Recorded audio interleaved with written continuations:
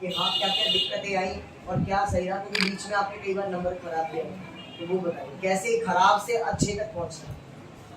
मेरा सबसे पहला तो ये रहा था कि पार्टनरशिप में जो एडमिशन चैप्टर वो मैंने सब चैन जुड़ी हुई है सारे चैप्टरों की।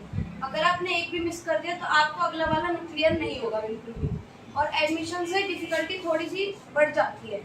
और मेरा क्या होता है, मैंने सारा पढ़ा था, मुझे थोड़ा थोड़ा स्लिप हो गया था लास्ट में जाके, लेकिन मैंने फिर से कवर करने के लिए उसे थोड़ी बहुत इलस्ट्रेशन से प्रैक्टिस करी थी। बाकी सर ने टीएस ग्रेवाल और डीके गोयल सजेस्ट करी थी कि आप उसे करोगे तो थोड़ा और आपको पता लगेगा कि कौन सा पैटर्न चल रहा है पेपर के लिए, क्योंकि बुक से तो कभी आता नहीं है पेपर डीके गोयल से। But book is very important for maintaining the base. अगर आप बुक नहीं करेंगे तो you don't know come to know कि कितने सारे कॉन्सेप्ट आपके हैं क्या, क्योंकि सबको हल्का हल्का अंडरस्टैंड तो करना पड़ेगा, बट एक्सपर्टीज उसमें बनानी होगी जो सैम्पल पेपर में होगा। सेलेक्टेड ही पेपर में आते हैं, सारे नहीं आते, लेकिन वो सारे इसलिए जरूरी है, आपको नहीं पता उनमें से कौन से आते हैं। वहां तक पहुंचने के लिए पहली सीढ़ी है। और बुरे हालात से अच्छे हालात पे कैसे पहुंची? प्रैक्टिस। टाइम टेबल सारी सब्जेक्ट एक साथ कैसे मैनेज करना? ऑब्वियसली अकाउंट तो बहुत टाइम लेता ही है, क्योंकि उसको हम ज़्यादा जल्दी नहीं कर सकते।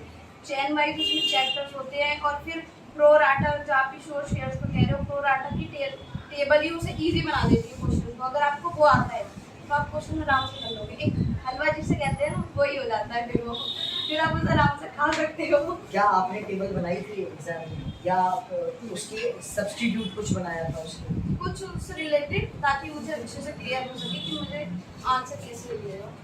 वर्किंग नोट नहीं बनाया, बट उसकी हेल्प ली थी रफ में। वर्किंग नोट्स तो मेरे भी कम मेरे मैंने एक दो करा होगा याद। तो बेसिकली एग्जामिनर का मेन मोटिव जो मुझे दिखा है 84 और 95 में, आपका अगर आंसर सही है तो वो कोशिश करता है वर्किंग नोट को अवॉइड करने की कोशिश करेगा। अगर आपका आंसर गलत है तो वो आपके वर्किंग नोट की ओर जाएगा या उसको ढूंढेगा कि आपके वर्किंग नोट में शायद कुछ ऐसा इंपॉर्टेंट मिल जाए कि आपको मार्क्स दे दिए जाए। कुछ छोटी मोटी मिस्टेक होगी कि एग्जामिनर आपका दुश्मन नहीं है, एग्जामिनर आपको नंबर देना चाहता है, वो आपके बाप और माँ की तरह है, उसका आपको उससे कोई फ्रस्ट्रेशन नहीं है। बट अगर आप उसको मौका ही नहीं दोगे, आप लिख के ही नहीं आओगे, आप बेवकूफ़ी पे बेवकूफ़ी करोगे, डेबिट को सीधे क्रेडिट में डाल दोगे, क्रेडिट को डेबिट में डाल दोगे, जीरो ही गायब कर दोगे, तो कुछ नहीं कर पाएगा।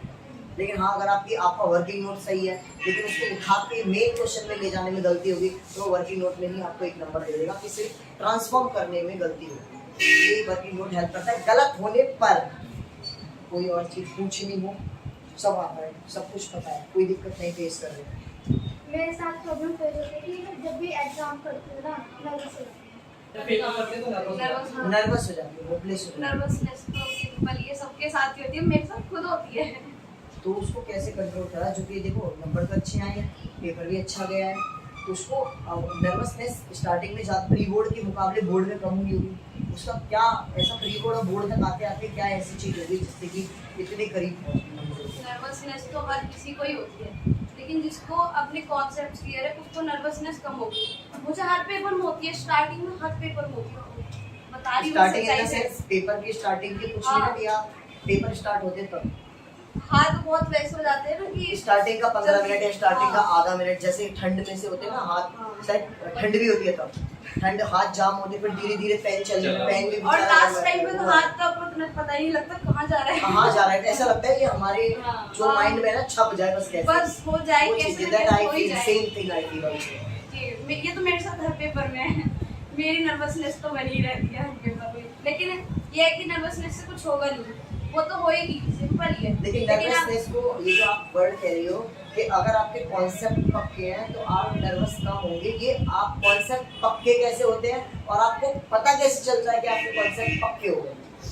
डेली क्लासेस, पहला क्वेश्चन, कॉन्सेप्ट पक्के होते कैसे, इसका जवाब। आप डेली क्लासेस लोगे, सर जो पढ़ाएंगे टॉपिक आपको वो भी क्लियर होगा ना, आप थोड़ा बहुत कुछ तो समझ आएगा ही। आपको ऐसा तो है नहीं कि पूरी क्लास में आपको कुछ समझ आएगा ही, कुछ तो समझ आएगा। थोड़ा बहुत पढ़ोगे, फिर क्वेश्चन से रिलेट करके देखोगे, तो करोगे तो थोड़ा बहुत तो आपको आएगा ही, ऐसा तो नहीं कुछ नहीं आएगा। और वो नर्वसनेस खत्म कैसे हुई? ये कैसे पता चला कि कॉन्फिडेंस कैसे है कि हाँ अब मैं नर्वस नहीं हो रही हूँ, मेरे मार्क्स अब ठीक आने लग गए? ये कॉन्फिडेंस कैसे बिल्ड अप हुआ? क्या करा कॉन्सेप्ट क्लियर हो गए? How you come to know? जब मैंने क्वेश्चंस बनाए, किस चीज के मिक्सअप जो क्वेश्चंस आते मिक्सअप, हैं, मतलब दैट शी मीन, जैसे मैं वही इनके मुंह से निकलवाना चाह रहा हूँ, sample paper variety of question, जब सारे चैप्टर एक साथ चलते हैं और जब आप उनके सारे चैप्टर की नॉलेज एक साथ यूज करते हो, then you are perfect guy. अगर आप ये सोच रहे हैं कि मैं सिर्फ फंडामेंटल कर रही हूँ और मैं फंडामेंटल से रिलेटेड क्वेश्चन कर दे रही हूँ तो यह कर रहा हूँ मैं बहुत बढ़िया हो गया, सॉरी, नो। फंडामेंटल साइड में रख दिया, आप गुडविल कर रहे हैं तो गुडविल कर दिया, गुडविल साइड में रख दिया, शेयरिंग के रेशियो कर रहे हैं वो कर दिया, उसी साइड में रख दिया, एडमिशन कर रहे हैं। आप जिस रंग में लगे हो उसको तो रंग ही दोगे, जो छूट गया अगर आप उसको भी कर पा रहे हो that means you retain the knowledge, otherwise आपके सिर में आया और गुजर के चला। और ये मेरे गुरुजी कहते थे, मेरे गुरुजी है मिस्टर प्रवीण शर्मा जो सीए फाइनेंस को पढ़ाते हैं, उन्होंने एक बात बोली थी मुझे कि जब मैं सीए के, क्योंकि सीए मैं इसलिए बोलता हूँ I am not a CA but I am doing study, I am completing my study of CS in between CS students, ठीक है। उसमें मैंने क्या चीज़ देखी, क्या एनालाइज करी है, सर हमेशा बोलते थे कि जब आप कोई चैप्टर कर रहे हो तो पहले उस कॉन्सेप्ट को चढ़ने दो, चढ़ गया चैप्टर आ गया, इंटरेस्ट ऑन ड्राइंग भी निकाल लेते हैं, कैपिटल भी निकाल लेते हैं, इंटरेस्ट ऑन कैपिटल भी निकाल लेते हैं, ओपनिंग कैपिटल निकाल देते हैं, फिक्स्ड फ्लक्चुएटिंग बैलेंस शीट सब टकाटक कर देते हैं। जब तक चैप्टर चल रहा है तब तक आप करते रहेंगे, अब उसको करने का मौका दो, कम से कम 1 महीना, 1 हफ्ता, 15 दिन टच मत करो। If you want to check कि आपका चैप्टर आ गया है फिर उठा कर देखो, अगर आप भूल गए हो तो समझ जाना वो कुछ समय का वो छलावा था आपके साथ, और अगर आपको याद रहा तो इसका मतलब वो चढ़ गया, अब नहीं उतरेगा पूरे साल। इसीलिए मैं हमेशा एक बात कहता हूँ, जो क्वेश्चन आपने पहली बार में अटेम्प्ट करा और पहली बार में होगा वो आपका जिंदगी भर पहली बार में होगा, जिंदगी भर पहली बार में होगा। और जिस क्वेश्चन को आप गिर कर फिर करेंगे आप आगे जाकर उसको भूलेंगे, अगर नहीं भूले तो मतलब समझ चुके हो, और भूल गए मतलब आपने रिटेन नहीं करा तो उस टाइम से rectify. This is the identification to come कि आपको समझ में आया है या आपने सिर्फ रट्टा, ये समझने की कला।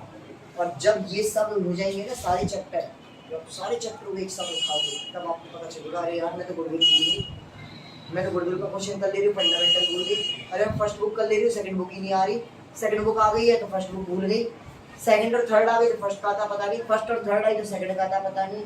जब जल्दी जल्दी चैप्टर को रिवाइज करना चालू करोगे ना, ऐसे से कूद कूद के कभी इस पक करते, कभी उस पक करते, कभी इस पक करते, कभी उस पक करते, कभी पार्टनरशिप, कभी शेयर कैपिटल, कभी कैश फ्लो, कभी रेशियो, कभी कैश फ्लो, कभी रेशियो, कभी फर्स्ट बुक, कभी सेकंड बुक, जब आप स्किप करना सीखोगे, जंप करना 1 to 1 सीखोगे, तब आप एक साथ चैप्टर सारे उठा पाओगे, उस दिन आप करोगे परफेक्ट का। तो आप टाइमिंग को तो भूल ही जाना, उस टाइम टाइमिंग क्या है सही कर दो, वही बहुत बड़ी बात है।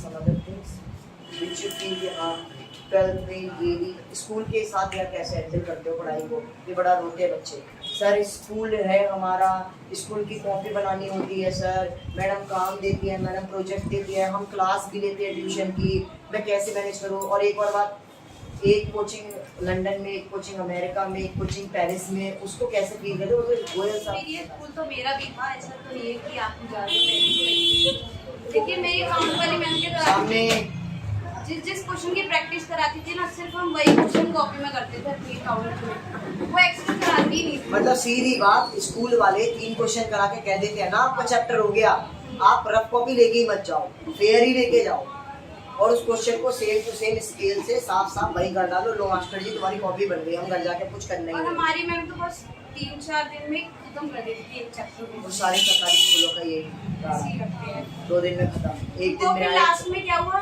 जब मिड टर्म हो गए थे कि जल्दी से सिलेबस पूरा कराना, क्योंकि बहुत सारा सिलेबस रह गया था हमारा, तो मैं खुद कहता हूँ कि मैं अगर पेरेंट्स बन पाया ना तो इसको मम्मी पापा के जैसा बना। भगवान से मेरी ये दुआ है कि इतने अच्छे एटिकेट्स है ना, दिस इज माई ड्रीम कि मेरी बेटी ध्वनि इसके जैसी, दिस इज माई ड्रीम कि ऐसी लड़की अगर हो गई ना तो मेरा जीवन सफल हो। ये इस तरीके से वो चीज़ें हैं जो सीरियसनेस है, जो डेडिकेशन है आपके हर किसी के प्रति, लेकिन ऐसा नहीं कि डिसरेस्पेक्ट कभी मेरा किया, चीज़ों को समझना सुनना। कभी कुछ स्टूडेंट होते हैं ना, अरे पागल है पकड़े, ऐसा कभी मुझे फील नहीं हुआ खुशी मोरल के साथ कि कभी ये बोल रहे हैं बकरा है पकड़े, हर एक चीज़ को समझना। लेकिन मेरी हमेशा, और जो बच्चे नहीं पढ़ते थे मैं पढ़ाता था उनको, लेकिन कई बार वो टाइम पास करने के लिए अवॉइड करते थे ना, कि जब मुझे बोलती थी मैं तब आ जाता था। कई बार क्वेश्चन कहता था अभी नहीं बात में, लेकिन बाद में जब बताता था तो पूरा टाइम निकालते थे आराम से। कोशिश मेरी ये रहती थी कि मैं अगर कोई टिपिकल क्वेश्चन या कोई भी एक्सप्लेन करने वाली चीज़ें या नया टॉपिक है तो उसको आराम से शांति से अकेले में, इसके डाउट भी मैंने जनरली अकेले में किए ताकि जो ये पूछे मैं उसकी रिप्लाई अच्छे से मेरे भी अच्छे- डाउट अकेले में ही होते हैं तो क्योंकि कारण पता है क्या होता था, गोयल साहब का हो या इनका हो, बाकी बच्चे पढ़ते ही नहीं। रीजन भी है, अगर उनके सामने आप डाउट एक्सप्लेन भी करोगे तो गधों की तरह सुनते रहेंगे हो क्या, क्योंकि उन लोगों ने बेसिक ही नहीं करा, उन लोगों ने क्लास ही नहीं ली, उन लोगों ने स्किप करी है एक क्लास। मैं आज भी एक लाइन बोल रहा हूँ, शायद अगले साल तुम भी यहीं बैठ के रिपीट करोगे। एक क्लास गई, एक कॉन्सेप्ट गया, एक चैप्टर गया, एक किताब गई और एक क्लास का रिजल्ट गया।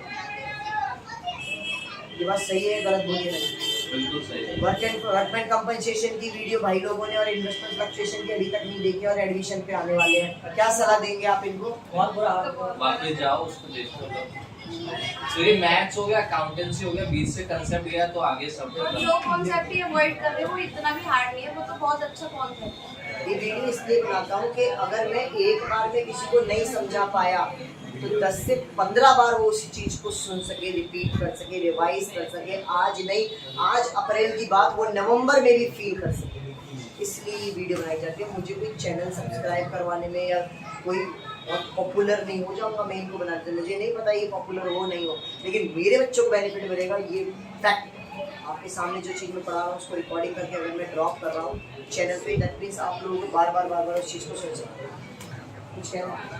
बैच में ऐसे बहुत बच्चे होते हैं जो ज्यादातर मजाक लेने के लिए ही आते हैं क्लास पे, लेकिन आपको नॉर्मली रहना चाहिए। नहीं, मैं क्योंकि बता रहा मेरे भी बैच में थे, ऐसा नहीं है, लेकिन उनकी बात को अवॉइड जितनी करोगे उतना अच्छा रहेगा। आपको कॉन्सेंट्रेट करना है अपनी क्लास में जो सर पढ़ा रहे हैं, और सर की खासियत बात है जब सर क्लास लेते हैं तो बताते हैं कि मौज मत करो, इधर देखो मेरा वो इम्पोर्टेंट कॉन्सेप्ट पढ़ा रहा हूँ मैं, जिसको पढ़ना है वो तो पढ़ ही लेगा, बाकी तो सिर्फ मटर गश्ती के लिए आते हैं। जब मौज मस्ती करनी होगी भैया अपने आप करवाएंगे, हाँ, तो उसमें भी वो अच्छे हैं।